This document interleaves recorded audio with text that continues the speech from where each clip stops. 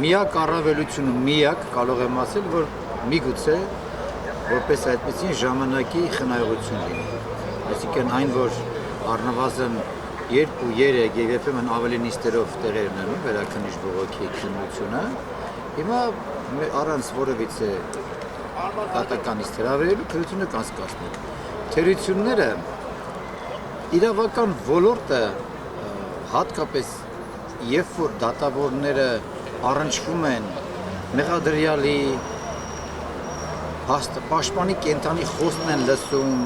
հիմնավորվածությունն են լսում, միգուցե այդ նիստի ժամանակ լինում են այնպիսի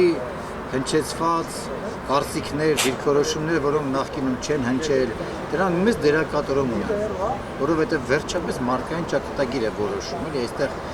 գրավոր ընթացակարգով քննվող գույքի ճակատագիր չի որոշվում, այսինքն թողնեն անփոփոխ Արարչայցյանի վճիռը թե ոչ, այստեղ քրեական դատարանի մարդկային ճակատագրի հետ վերաբերելի հարցեր են քննարկվելու եւ երբ որ դատավորները անմիջապես չէ, որովհետեւ դատավորները նույնպես մարդիկ են։